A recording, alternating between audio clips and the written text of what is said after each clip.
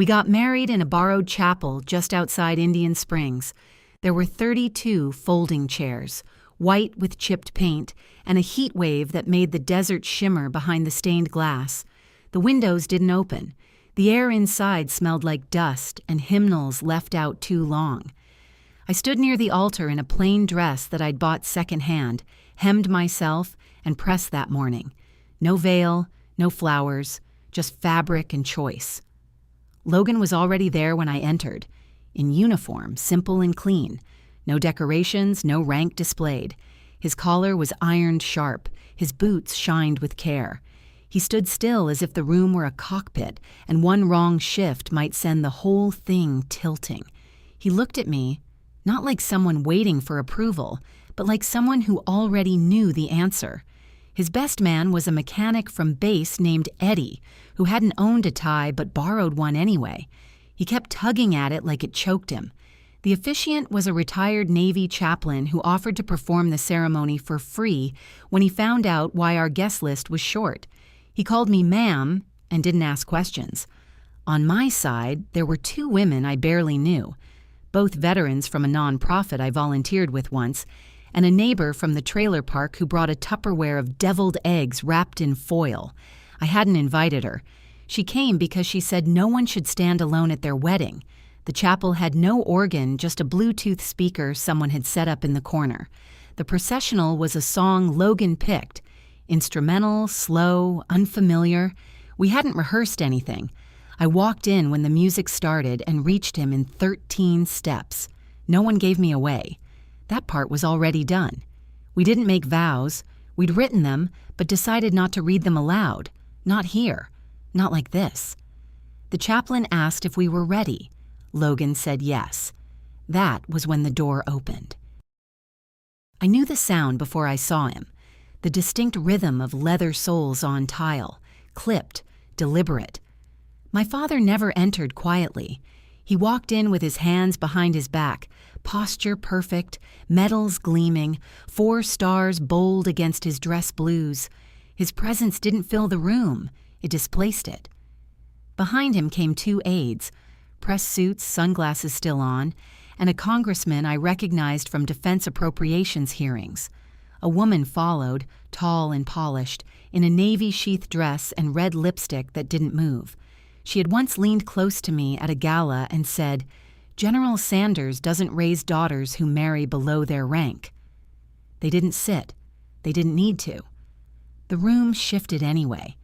My father walked down the aisle past the empty rows. He stopped at the second pew, turned, and faced the small, silent room. His voice, when it came, had been rehearsed.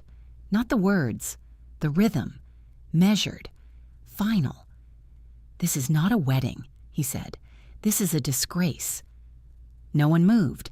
He didn't raise his voice. He didn't need to. He'd spent a lifetime making silence louder than shouting. My stomach didn't turn. My hands didn't shake. I just watched him. He looked at Logan once briefly, dismissively, then back at the guests, the few who had dared to come. Some were standing now. A woman with sunglasses on her head began to reach for her purse. The congressman adjusted his cuffs. My father smiled tight for the room. "My daughter," he said, "is no longer part of this family." He didn't pause for effect. He never did. He gave people time to absorb his words, but never to challenge them. "Anyone who stays for this," he added, "has made their choice." Then he turned and walked out. 27 people followed him, one by one, some with glances, some without. Eddie's tie was still crooked. The woman with the deviled eggs stayed. So did the chaplain. Logan didn't move. He looked at me, not startled, not sympathetic, just steady. "Still want to?" he asked. I nodded. The chaplain cleared his throat softly and picked up where he had left off. We were pronounced husband and wife in front of 5 people and a desert sun that wouldn't let up. Outside, the heat was rising off the asphalt in waves. Inside, the silence held. We signed the marriage certificate on the back of a folding table. The pen skipped twice. The air conditioner clicked, but didn't turn on. Eddie clapped Logan on the shoulder and handed him a paper bag with 2 sandwiches in it. Didn't know if there'd be catering, he said. Hope you're not allergic to mustard. We didn't take photos. There wasn't anyone left to take them. Back at the trailer, I changed out of my dress in the small bathroom and hung it behind the door. Logan opened the windows. The breeze smelled like dry weeds and the distant hint of jet fuel. I stood in the kitchen, still barefoot, staring at the chipped counter and the rust stain in the sink that wouldn't scrub out. "I'll fix that," Logan said quietly, gesturing toward the sink. I nodded. "No rush." He sat at the table and unwrapped the sandwich. Ate half, left the rest. We didn't talk about what happened, not directly. He didn't ask if I was okay. I didn't tell him how many faces I recognized as they left. Some of them had given me Christmas presents as a child. Some had watched me graduate from the academy. Some had sent letters during deployments and posed for photos with me in uniform. All of them followed my father out the door without hesitation. I lay down for a while, not to sleep, just to breathe. It wasn't grief I felt, not exactly. Grief had already passed through me in stages. When I told my parents I wasn't marrying the officer they picked, when I left the estate for the last time, when the bank account froze without warning. The hardest part wasn't losing those things. It was knowing how easily they'd been taken, as if they were never mine to begin with. When I finally closed my eyes, I remembered what my grandmother used to say before she passed. If you ever want to see who someone really is, tell them no. I told my father no exactly once. This was the result, but there was something else she said too. Quieter, the day she handed me a sealed envelope and told me not to open it until I needed it. Choose love, just once. That's all the condition says. I hadn't understood it then. I did now. Logan was outside, sitting on the steps with his elbows on his knees, watching a dust devil cross the dirt road in the distance. I joined him and sat down beside him. We didn't speak. The silence between us wasn't empty. It was earned. I didn't regret the wedding, not even for a second. The ceremony had been short. The losses had been long, but I didn't miss anything I couldn't rebuild. The world I came from valued performance over truth. This place, small and hot and stripped of decoration, was the first thing I'd done that felt real, and I had chosen it. We didn't have a honeymoon. We spent that week fixing the sink. Logan took the whole fixture apart, spread the pieces across an old towel on the kitchen table, and explained what each one did. I listened, not because I cared about plumbing, but because I was learning how to be here, present, useless in the ways I used to be proud of, useful in ways no one would see. The trailer didn't have insulation. In the mornings, you could hear every conversation from 3 lots away. By night, it cooled just enough to sleep without the fan. The bed was narrow, the water heater small. Every sound felt close, every silence tighter. I started applying for jobs the day after the wedding. I sent out 22 applications that week. On the resume, I used my middle name, Emily Grace. Not Sanders, not the one reporters knew from the story about the general's daughter and the drone pilot. The interviews were polite, short. I was overqualified, they said. Too much leadership experience. Too rigid, too trained, too much of the wrong kind of discipline. One woman looked up from my resume and asked if I was related to General Marcus Sanders. I said I used to be. She didn't ask anything else. A man in a gray blazer told me my background was intimidating. He smiled when he said it, like that made it a compliment. I thanked them anyway, every time. Firm handshake, eye contact. I didn't explain myself. Explaining is a form of pleading. I had no interest in returning to that. We lived on Logan's paycheck, which wasn't much. People assumed drone pilots were high-tech and high-paid. Logan was neither. His rank was enlisted. His hours were irregular. His pay barely covered gas, groceries, and base access fees. I learned how to do more with less. We ate canned beans and off-brand cereal.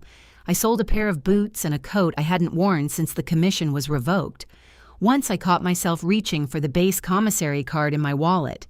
It had been deactivated months ago. I stood in that parking lot for a long time, the wind lifting grit into my eyes, and realized no one was coming to fix this. No one owed me a thing. Logan offered to take a second job. I told him not to.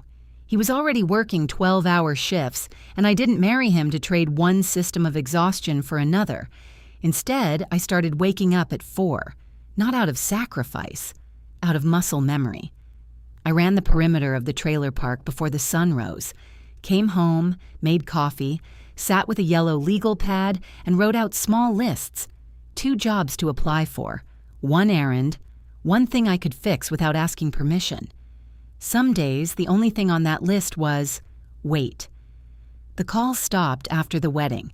No one from the family reached out. Not my brother, not my mother. They'd made their choice, and I had stopped trying to correct anyone's memory of who I was. Then, 2 months later, an invitation arrived in the mail, a cream envelope with gold embossing. Pentagon Foundation Gala, honoring Defense Legacy Families. Inside was a handwritten note from the event director. Your father speaks highly of your service. We hope you'll attend. I stared at it for a long time. I didn't show Logan. I didn't need to. The gala was being held at the Jefferson Hotel. Tickets were $600 a seat. We didn't buy one. We didn't need to. Logan had clearance. He didn't say anything that morning. He shaved, ironed his uniform, and picked me up outside the grocery store where I'd been working part-time in back-office stocking. He handed me a garment bag. Inside was a black dress. Simple, sharp lines, no frills, my size, no tag. Borrowed? I asked. Returned with thanks, he said. We didn't park out front. We came through the loading dock with the caterers and uniformed guards. Inside, the hotel was all marble and hush, gold trim, chandeliers, the smell of cologne and money, the kind of place where silence wasn't absence. It was control. My father stood near the main table, flanked by admirals and retired executives. His glass was raised in mid-toast. His voice carried. He smiled like a man who believed the world still moved because he told it to. We didn't approach him. Not then. We walked the perimeter instead. Logan pointed out people, quietly. Who funded what? Who sat on which board? Who was up for which contract? His face was calm, his hands still. He wasn't gathering intel. He already knew. I didn't ask how. Near the stage, a man in civilian dress nodded at Logan. He didn't nod back, just adjusted his cuff and kept moving. By the time dinner was served, the seating charts were locked. Logan requested 2 chairs at the press table. No one said no. It was during the 3rd speech that it happened. A reporter from a national paper leaned over, lowered her voice, and asked, "Is it true you used to fly recon for Orion?" Logan didn't look at her. He kept his eyes on the stage and said, "I still do." She blinked. "I thought you were enlisted." "I am. But check your files." She did. Her hand moved under the table toward her phone. Her breath caught. I saw it happen. The recognition. The panic. Orion Systems wasn't just a defense contractor. It was the contractor. The one that had recently landed a classified aerospace deal worth billions. The one rumored to be developing AI targeting infrastructure that outpaced even DARPA's projections. The one that had, quietly, pulled a major contract from the military-industrial firm owned by General Marcus Sanders' closest ally. She looked at Logan again, then at me. "Why the uniform?" Logan picked up his water glass. "To meet someone who wasn't looking for a title." He didn't say more. He didn't have to. The fallout started before dessert. Phones buzzed, aides excused themselves, chairs scraped quietly backward. My father was still at the head table when someone whispered in his ear. His face shifted, not with confusion but with calculation. His fork paused, his posture straightened. He looked across the room, found me, and held. Then he stood. He didn't come toward us. He left the room. The press table was silent. Everyone was watching their screens. Headlines were already shifting. old quotes being pulled, the narrative realigning itself, one correction at a time. Logan stood, nodded at the table. We walked out. No one followed. In the parking garage, he opened the car door for me, then walked around to the driver's side. Before starting the engine, he said, "That's the last one?" I looked at him. "Contract," he added. "Sanders' defense won't see another federal dollar, not under this administration." I didn't smile, just rested my hand on his. Outside, the city lights blurred against the windshield. Inside, I exhaled. The calls started again the next morning. Missed ones first. Numbers I still recognized. My mother's landline, my brother's second wife. A withheld number that never left voicemail. Then came the texts. Short, unpunctuated, strategic. "Can we talk? It doesn't have to be like this. You embarrassed him." I turned my phone face down. Logan made coffee. Quiet, measured. He didn't ask if I'd heard from them. He knew. The press coverage was colder than I expected. Efficient. No embellishment, no outrage. Just facts. Orion Systems CEO revealed to be serving enlisted drone operator. General Sanders loses major aerospace contract amid misrepresentation inquiry. Sources confirm internal restructuring. They use Logan's full name. They listed my maiden name next to it. They called me estranged daughter of General Marcus Sanders. I didn't correct them. In the trailer, nothing changed. The sink still whined when turned too far left. The window latch in the bedroom still stuck in the heat. Our lives were too small to reflect the scale of what had happened, which made it easier to believe it was real. 3 days passed before my mother showed up. She didn't call first. I saw the car through the blinds before the knock came. Not her usual sedan. A rental, probably. No plates from home. She knocked once. Lightly. I opened the door. She wore beige. Always beige. It used to irritate me, the way she dressed like a sympathy card. Today, it just looked tired. "I was in the area," she said, looking past me. There was no reason for her to be here. No work, no family, no errands. Just proximity claimed as strategy. "Logan's not here," I said. She nodded, still not meeting my eyes. "I'd like to come in anyway." I stepped aside. She sat at the small table, hands folded, spine straight. She didn't comment on the space, not the size, not the air conditioner hum, not the mismatched chairs. That silence in her world passed for grace. "I read the papers," she said. I didn't answer. She smoothed her skirt. "Your father's not well." That was always her opening move. Pity. "He's having meetings pulled. There's talk of reassignment, early retirement." "Is that what you want?" I asked. "To make me responsible for his consequences?" Her eyes snapped to mine. "No," she said. "I want you to understand what's been lost." I leaned against the counter. "You mean what's been revealed?" She didn't flinch. "The family's reputation was built on a mission." She paused. I could see her measuring how far she could go, how much of the old map still applied. "I didn't come to argue," she said. "No," I said. "You came to be seen trying." Her jaw tightened. "You've changed." "I've stopped performing."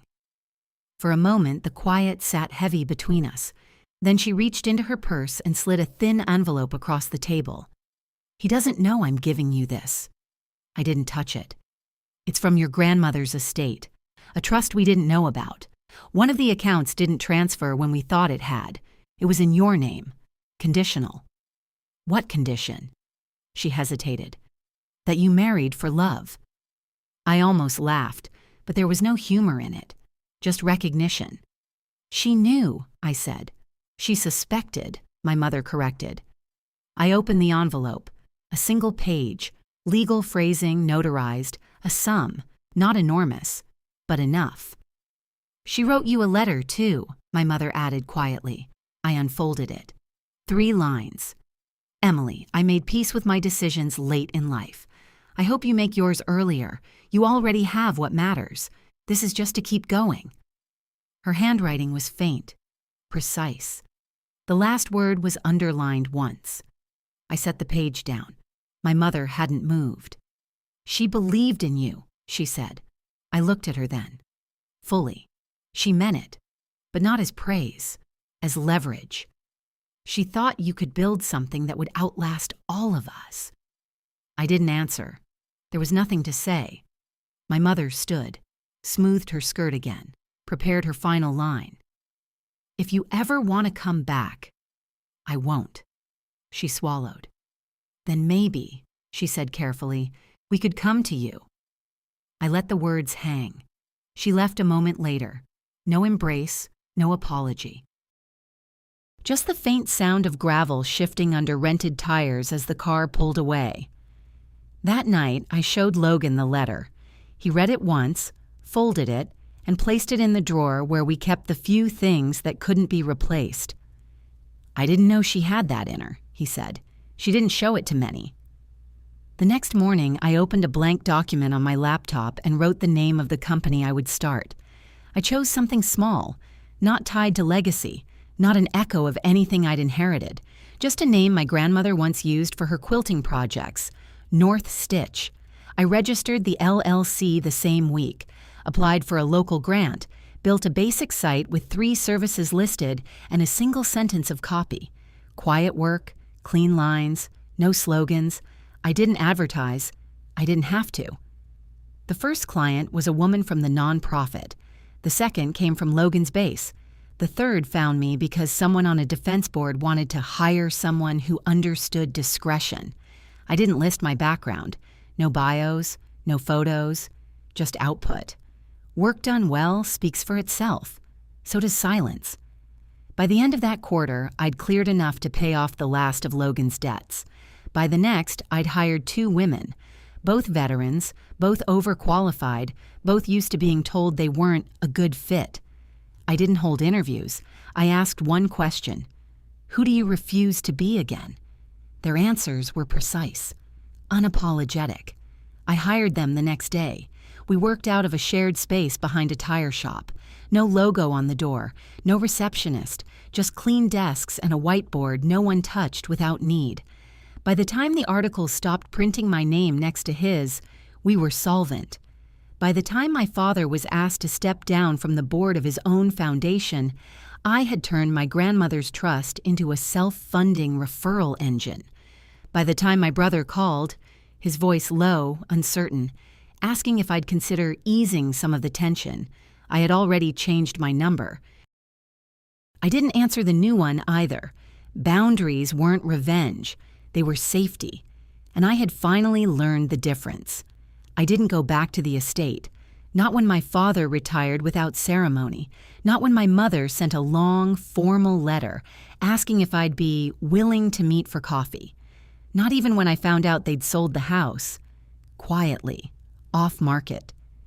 The deed shifted through 3 shell buyers and landed in the hands of a holding company I'd never heard of, which told me enough. It wasn't about the money. It was about erasure. They wanted to disappear what I'd walked away from, as if absence could be rewritten into permission. It didn't matter. I had no intention of returning. Instead, I kept moving forward. North Stitch stayed small, on purpose. I turned down growth partnerships, investor meetings, scaling consultants. They always came with the same promise: we can take this to the next level. But I had already done that. Quietly, on my own terms. Logan kept flying. Not every day, not always drones. Sometimes he taught. Sometimes he reviewed footage for hours at a time, shoulders tense, eyes still. He never brought the stress home. But it lived in him the way it lives in anyone who's seen too much from above and not enough from the ground. He was promoted, then offered a choice: command or contract. He chose neither. We bought a small plot of land on the edge of the valley, just dirt and rocks and space, no neighbors, no HOA, no inheritance, just sky. I built an office out back. 1 room, no windows on the west side, no sign. People who found us had to know what they were looking for. The rest didn't need to. The only reminder of the wedding day sat on the shelf above my desk. 5 names, handwritten on a folded place card. The people who stayed. I didn't frame it, just kept it near.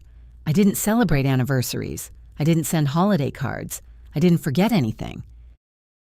One spring, 2 years later, I received an envelope in the mail with no return address. Inside was a single sheet of paper, no letterhead, just a transcript. It was from a closed subcommittee hearing on military procurement oversight. Line 17. Orion's founder made it clear that decisions should be based on capacity, not family history. Line 41. General Sanders declined to comment. Line 76. In light of recent findings, legacy contracts will undergo review. I folded the page once, cleanly, and placed it in the same drawer that held my grandmother's letter. Then I sent a message to a contact I hadn't used in over a year. Just 2 words, time released. The response came 10 minutes later. A single checkmark, no name. That was enough. I didn't need to watch what happened next. I already knew how systems shifted when enough weight was applied to the right point of leverage. I didn't want vengeance. I wanted closure through proof, and now I had it. A few months after that, Logan and I attended a quiet fundraiser for veteran small businesses. Nothing press-worthy, just handshakes, ledger sheets, and coffee in paper cups. Someone handed me a name tag with Emily Grace printed on it. No last name. I left it that way. During the event, a younger woman approached me, maybe late 20s, crisp posture, calloused hands. "I followed your work," she said. I nodded. She didn't gush. She didn't ask for advice. "I started my own agency," she added. "What's it called?" "Last Gate." I smiled. "That's a good name." She hesitated, then said, "People keep asking who helped me. I want to tell them it was you." "You don't have to," I said. "The work speaks." She nodded, quietly. No more words exchanged, but I saw the shift in her shoulders as she walked away. That was enough. One evening, back at the house, Logan and I stood on the back porch watching the sun bleed out over the hills. He handed me a small package, brown paper, no label. Inside was a photo. I recognized it instantly. The chapel, the folding chairs, the filtered light, and us, standing together, newly married, before the interruption, before the exit. Someone had taken it from the side, out of frame. A real moment, not posed, not polished, just ours. I looked up at him. He said nothing. Neither did I. I placed it gently in the drawer with the others. I don't display my history. I protect it. By the 3rd year, most people had stopped asking questions about the past. The news cycle had moved on. My maiden name was still searchable, but less relevant. My company was recognized in government circles for excellence in low-visibility communications strategy. A senator's aide once called to offer a slot on a panel. "Representation matters," she said. I said no, not because I was ungrateful, but because visibility doesn't always mean power. Sometimes silence is the stronger position, and I had earned the right to choose mine. I kept one voicemail from that time. It was from my father. He didn't know I'd blocked his number, but it still made its way through, rerouted by someone who thought I deserved to hear it. I never played it aloud. Just read the transcript once. "I'm not calling to apologize. I don't know how. I'm calling to say you were right." There was more. I deleted it. He'd used the phrase, "come home." But the only home I had was the one I built. Words don't move me anymore. Documents do. Actions. Boundaries. The rest is noise. Years later, someone from a defense magazine emailed me asking for a quote. They were writing a piece on unexpected power couples in national security. I never replied. The title alone told me everything I needed to know. Power was never the point. Freedom was. The freedom to build something real, to walk away without explaining, to decline a seat at a table that once punished you for standing. The life I chose didn't fit in a headline, but it fit me perfectly.